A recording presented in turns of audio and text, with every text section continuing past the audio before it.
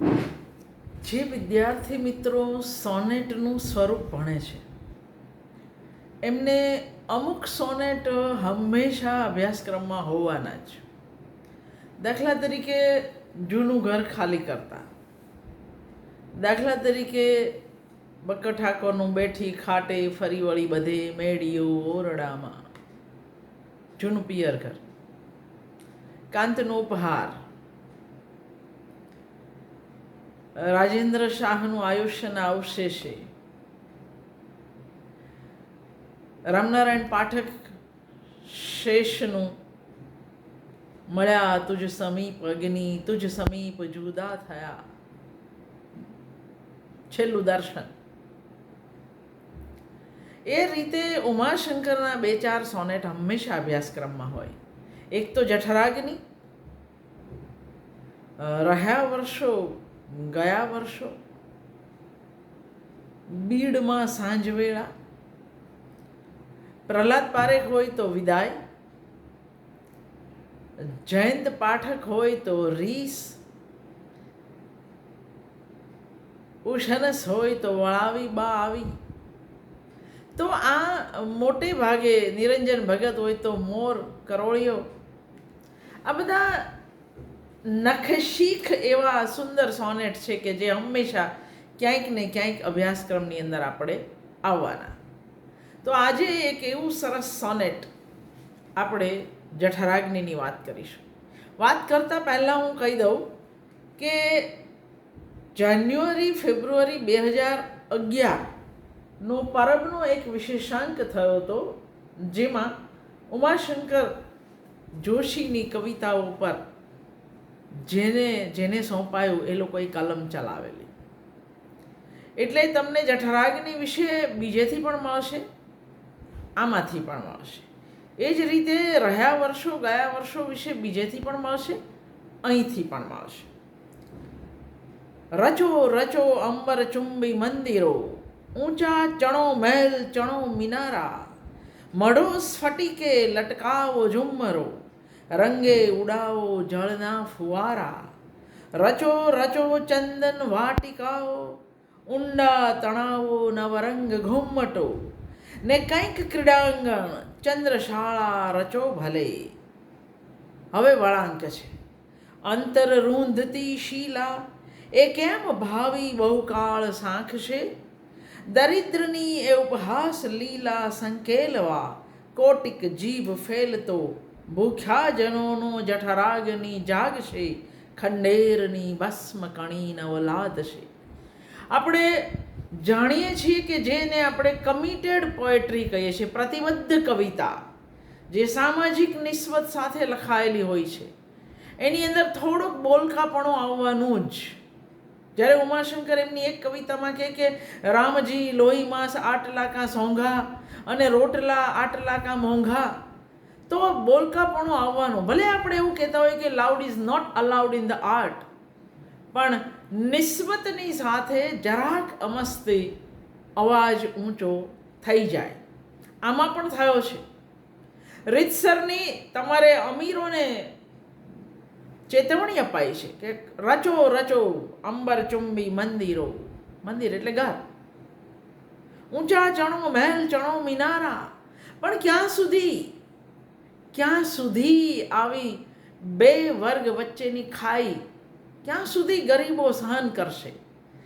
જે દિવસે એમનો અંતરાત્મા જાગશે તે દિવસે શું ભૂખ્યા જનોનો જઠરાગ્નિ જાગશે, ખંડેરની ભસ્મ કણી. એક ઋષિ જાણે કે શાપ વચન ના ઉચ્ચારતો હોય, આવું થશે. જો તમે આમને આમ અમીર અને ગરીબ વચ્ચેની ખાઈ વધારતા જ જશો અને તમને એની સહેજ પણ નહીં પડી હોય તો કોઈ એક દિવસ આવું થશે. અહીં નીરવ ભાઈએ આ કાવ્ય વિશે વાત કરી છે. મારો બહુ જ ગમતો કવિ છે નીરવ પટેલ. ઉમાશંકરે 1932ના એપ્રિલની અંદર વિસાપુર જેલમાં એમને જ્યારે પૂરવામાં આવેલા હતા ત્યારે આ સોનેટ રચ્યું છે. જઠરાગ્નિ કવિતાની વાત આવે એટલે આપણી આંખ સામે અને મન સામે એક આખો કાળખંડ ઊભો થાય. એક યુગ પુરુષ ગાંધી, જેની પ્રેરણાથી દીન, દલિત, પીડિત, શોષિત વર્ગ પ્રત્યે એક સંવેદના, એક સહાનુભૂતિ કવિઓની અંદર, સર્જકોની અંદર, પ્રતિબદ્ધ સર્જકોની અંદર જાગી. અને ઉમાશંકર આ સમયના કવિ છે.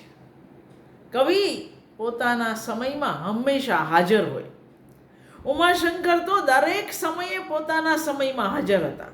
1975ની ઇન્દિરા ગાંધીએ લાદેલી કટોકટી સામે આ માણસ રાજસભામાં ઊભા થઈને બોલ્યા હતા. એટલે એ ભલે એવું કહેતા હોય કે છેલ્લો શબ્દ મૌનને જ કહેવાનો હોય છે, પણ એ મૂંગા નથી રહ્યા ક્યારેય. જ્યાં જ્યાં જરૂર પડી, જ્યારે જ્યારે જરૂર પડી, ઉમાશંકર હંમેશા બોલ્યા છે. એટલે પોતાના સમયમાં સર્જક હંમેશા હાજર હોવો જોઈએ. એ બાબતે આપણે ઉમાશંકરને હાજરીના 100માંથી 100 માર્ક આપવા પડે. આ સમયગાળામાં મેઘાણીની કવિતા હાય રે કવિ તને સંધ્યાને તારક તણા ગીત છે ગમે, એ પણ આપણને અહીં યાદ આવે.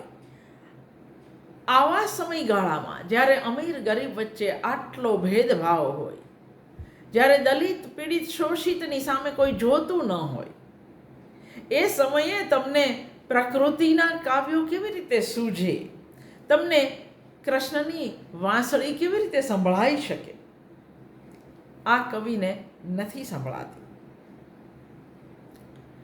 બીજો એક કવિ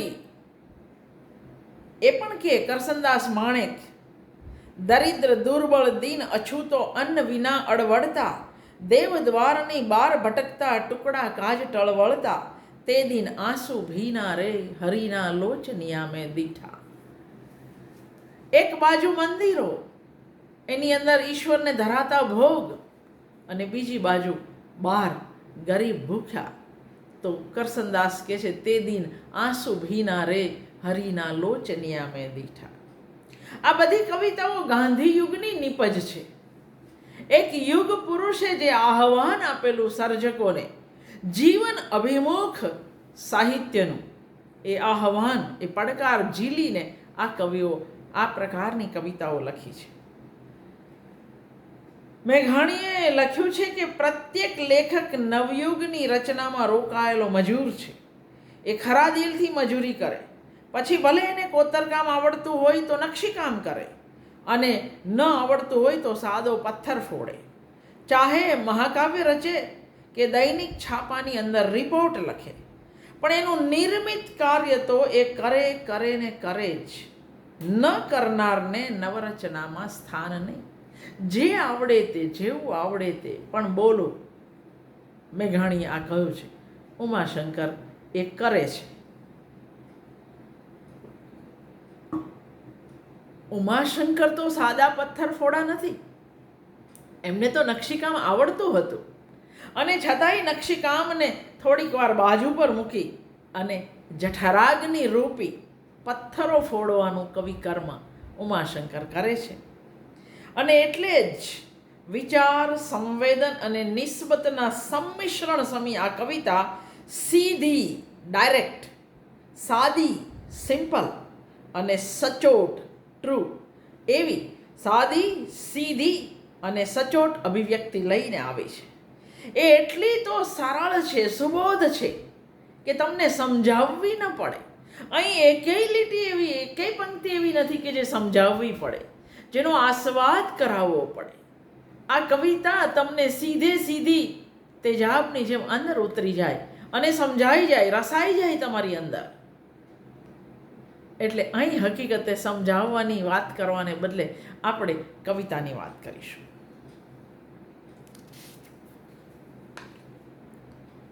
ઉમાશંકરે આ કવિતા મહારાષ્ટ્રના વિસાપુરની જેલમાં 1932માં લખી.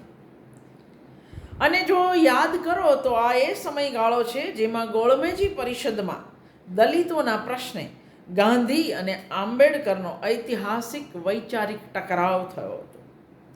અને આપણને આશ્ચર્ય થાય કે એવો એક કવિ અને એક લોકનાયકનો દીન દલિતોના પ્રશ્ને વૈચારિક સામ્ય અને દૂરદર્શિતાનો યોગાનુયોગ એટલે ઉમાશંકરનું જઠરાગની કવિતા અને 1949ની બંધારણ સભામાં આંબેડકરે આપેલું ભાષણ.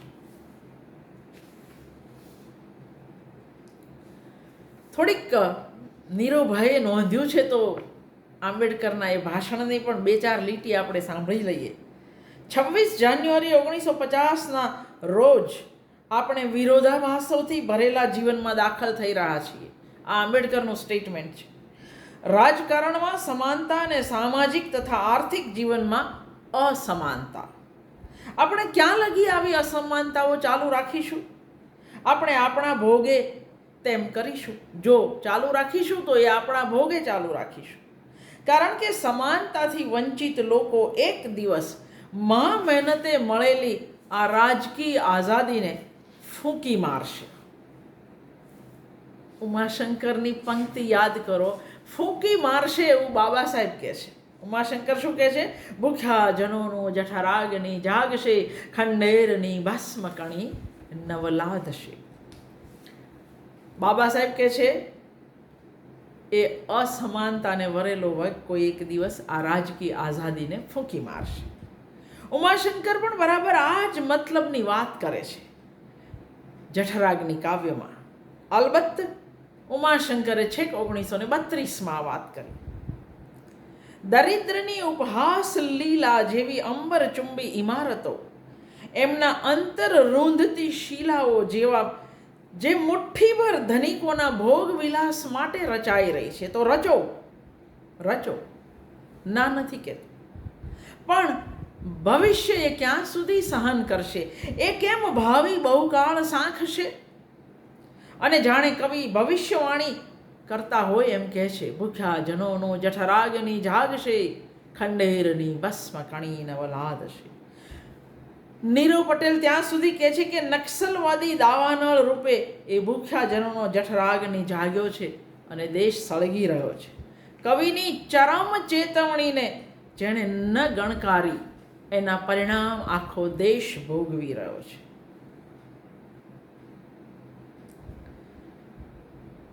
કવિએ લખ્યું છે, તત્વજ્ઞાન કરતાં વધુ સર્વસુગમ અને હૃદયગમ રીતે મનુષ્ય જીવનને અજવાળવાનું માત્ર કવિતાને ફાવે. એટલે તો કવિના અર્પણ અંગે દુનિયા ઓશિંગણ ભાવ દાખવે છે. જઠરાગ્નિના કવિ ઉમાશંકર જોશી, ભારત દેશ ખરેખર તારો ઓશિંગણ છે, તારો આભારી છે કે તે એક ઋષિ વાક્ય ઉચ્ચારતો હોય એમ બહુ વહેલી આ ચેતવણી આપેલી કે ધનિકોની આ ઉપહાસ લીલા ગરીબો ક્યાં સુધી સાંખશે. અને જે દિવસે એમનો જઠરાગ્નિ જાગશે એ દિવસે તમારી ઈંટથી ઈંટ બજાવી દેશે, ખંડેરની ભસ્મ કણી નવલાદશે. તમારા મહેલાતો, તમારી ચંદ્રશાળાઓ એ ખંડેર થઈ જશે એવું નથી કહેતા, ખંડેરની ભસ્મ કણી નવલાદ. બહુ અસમાનતા સારી નહીં. જાગવું હોય તો જાગી જાઓ. કવિ જગાડે છે, દુનિયાભરના સર્જકો જગાડે છે. પ્રજા અને શાસક સૂતા છે.